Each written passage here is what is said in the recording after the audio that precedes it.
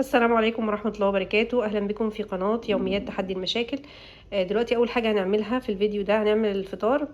أول حاجة زي ما انتم شايفينها كده، أول فكرة معايا أو أول تركاية إن احنا هنقشر البطاطس في نفس الكيس. هنبدأ بقى فكرة من أفكار التوفير في استهلاك المواعين، وإن احنا مغسلش مواعين كتير، اللي هي إن احنا نقشر البطاطس دي في نفس الكيس اللي اشتريناها منه، أو في كيس عندك من المطبخ كده، تقشري فيه وخلاص. ونوفر بقى الطبق اللي هنقشر فيه. ما يغركيش بقى ان احنا وفرنا طبق، لا، ده طبق مع طبق مع طبق بيعمل كوم في الحوض، وبيبقى عبء كبير علينا واحنا صايمين. اي تقشير او تفصيص هنعمله في قلب الاكياس كده اللي احنا مشتريها فيها، او في اكياس عندنا برضو من المطبخ. دلوقتي بقى ده منظر البطاطس بعد ما اتقشرت. زي ما انتم شايفين كده، حطيناها في ميه وغسلناها كويس. وبعدين هنعمل ايه الخطوه اللي بعد كده؟ هنجيب مقوار وهنقور البطاطس دي. ده بقى زي ما انتم شايفين كده شكل البطاطس بعد ما قورناها وبعد ما قليناها في الزيت. بعد كده بقى الخطوه اللي بعد كده ان شاء الله هنعمل ايه؟ هنحشيها لحمه مفرومه. دلوقتي بقى ده منظر الاكل معانا النهارده.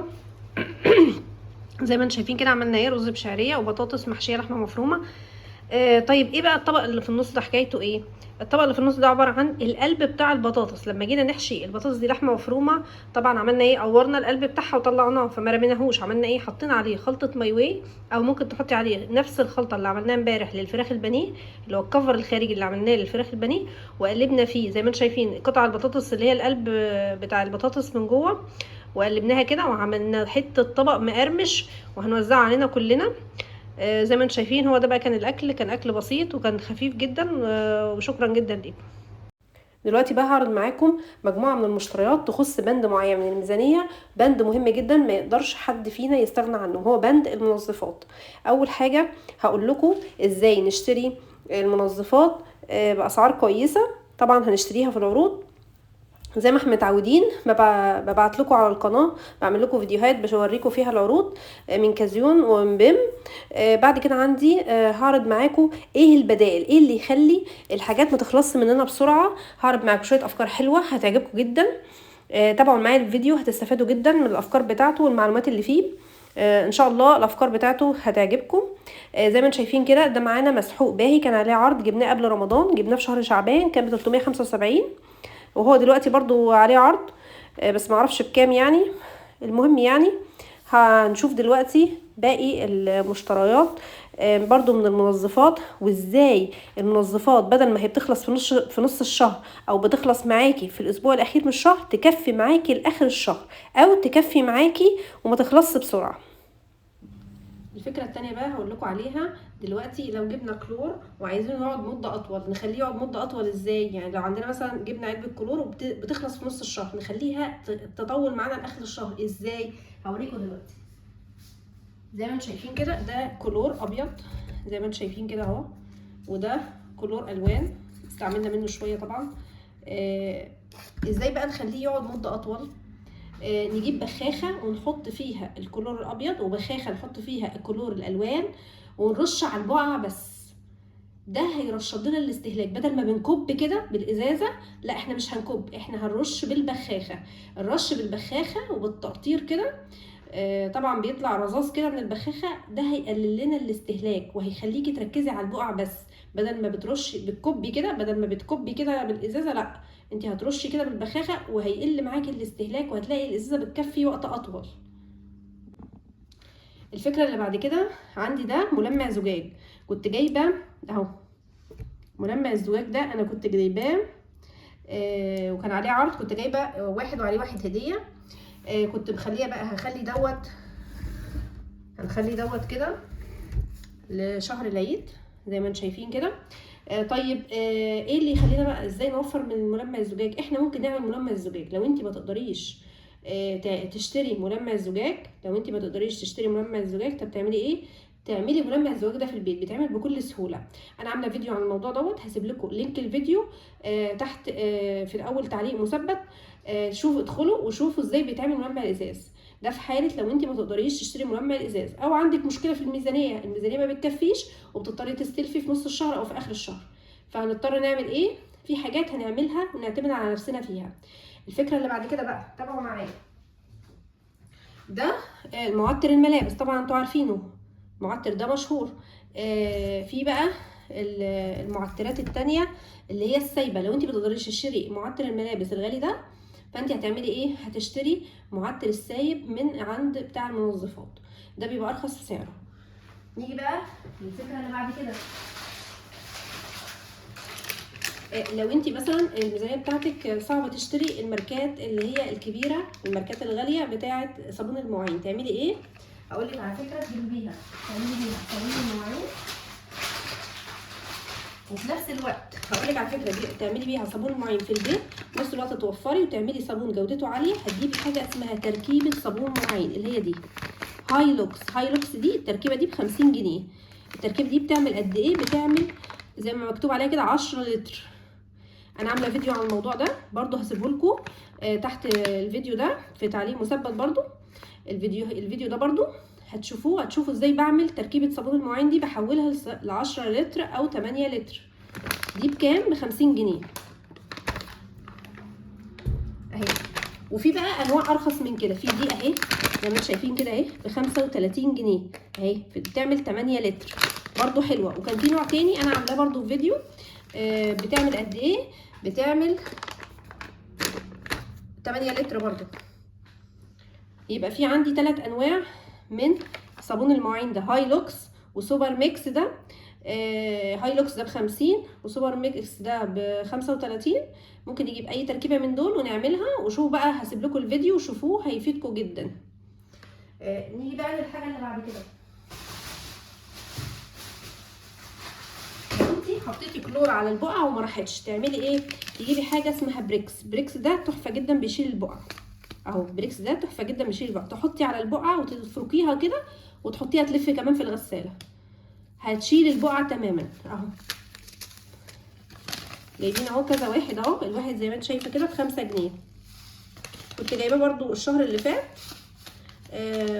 الشهر اللي هو قبل شهر رمضان، في شهر شعبان، بس مش عارفه اكيد ممكن يكون غلي دلوقتي، بس كان ساعتها ب5 جنيه.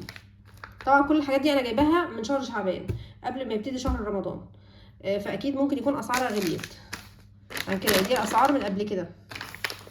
فالفكره في ايه؟ ان احنا نجيب الحاجات قبل الموسم، ان احنا ما نجيبهاش في الموسم، في العيد، في رمضان. العيد ورمضان بيبقى الاسعار مرتفعه جدا، فهتعمل ايه؟ نجيب الحاجه من قبلها. نيجي بقى للفكره اللي بعد كده. عندي الصابون ده. الصابون ده تحفه جدا، كان عليه عرض في كازيون من 3 شهور كده، كان الاربعه دول ب50 جنيه. واخدين بالكم؟ فالافضل ان انتي تتابعي العروض كده وتشوفي وتخليها للوقت المناسبات ده. وقت المناسبات ده ما تجيبيش بيه اي حاجه، وقت المناسبات ده بقى تطلعي بقى اللي عندك اللي انتي مخلياه وما تشتريش حاجه. بعد كده عندي ده بقى الشامبو ده، جايباه كده لابني. الشامبو ده كان ب62 جنيه، ده سعره العادي دلوقتي، معلوش عرض ولا اي حاجه. ده عشان شامبو بلا دموع. دي كانت مشتريات المنظفات معانا، وقلت لكم بقى شويه افكار حلوه كده هتساعدكم وتوفر لكم. زي ما انتم شايفين كده اهي المشتريات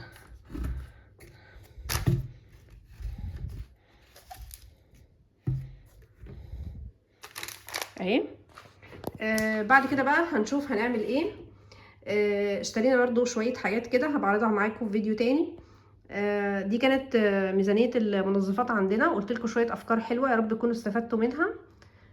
ولو عجبكم الفيديو، ولو عجبكم الافكار اللي انا قلتها لكم دي، يا ريت تعملوا لايك واشتراك في القناه، وشكرا جدا ليكم. دلوقتي بقى هعرض مع حضراتكم مجموعه العنايه بالبشره، شويه حاجات، وهقول لكم ايه البدائل بتاعتها. لو انت ما تقدريش تشتري الحاجات الغاليه اللي انا جايباها دي، ازاي اعتني ببشرتي؟ هقول لك شويه حاجات ببلاش. تابعي بس معايا وهتكسبي والله، وهتعرفي شويه معلومات حلوه. اول حاجه معايا البرفيوم ده، جبته طبعا بمناسبه العيد، كل سنه وانتم طيبين. تاني حاجه معانا كريم الشعر باراشوت، طبعا كلكم عارفين. كنت جايبه 2، يعني كانوا بيتباعوا كده 2 مع بعض، خليت واحد للعيد. ده زي ما انتم شايفين كده مقشر للوجه والجسم، سكراب.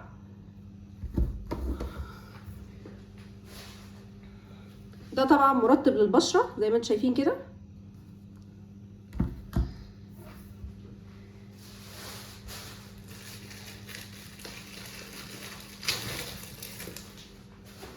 ده طبعا زي ما انتوا عارفين كده ماسك صنفرة مشهور جدا، ناتشرز.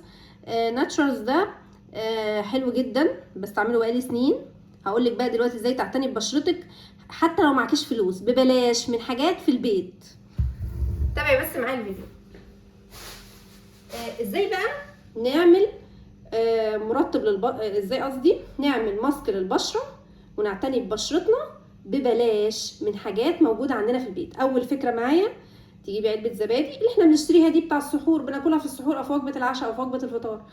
علبه زبادي ب6 جنيه، وتحطي عليها معلقه عسل ابيض صغيره، اي حاجات عندك موجوده في البيت، وتقلبيهم مع بعض وتحطيهم على وشك. هتلاقي بشره ناصعه البياض ومفيش فيها اي تراب ولا اي حاجه.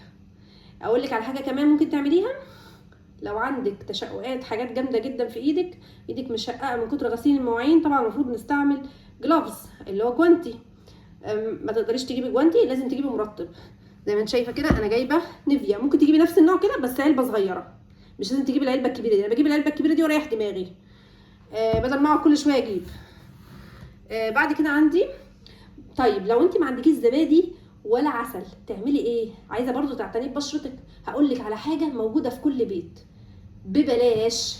كل الناس عندها نشا في البيت، شويه نشا وميه، يعني معلقه نشا وشويه ميه. ويا سلام لو عندك بودره تلج اللي هي بتاع الاطفال دي، البيبي، حطي معلقه كبيره نشا مع معلقه صغيره بودره تلج، ودوبيهم كده مع بعض في شويه ميه. اعملي بيه بقى ماسك على وشك، وسيبي الماسك لحد ما ينشف خالص، واغسليه بقى بالميه. هتلاقي بشره ناصعه البياض ومفيش اي فيها تراب ولا اي حاجه، ورجعتي فله شمعه منوره. دي من ضمن الحاجات اللي ببلاش. طيب عايزه احط حاجه ترطب لي بشرتي. كل الناس عندها خيار، بتشتري خيار عشان ناكله في العشاء، في الفطار، في كل الوجبات. هاتي خياره وقشري القشر بتاعها الرقيق، الطبقه الخارجيه الرقيقه دي، وحطيها على بشرتك كده شويه. ده مرطب للبشره تحفه جدا. اهو قلت لكم 3 افكار ببلاش، هتعملي حاجات في البيت ببلاش وهتعتني برضو ببشرتك. لو عجبكم بقى افكار الفيديو، يا ريت تحطوا لي لايك بقى كده، وتشتركوا في القناه وتفعلوا زر الجرس عشان يوصل لكم كل الاشعارات.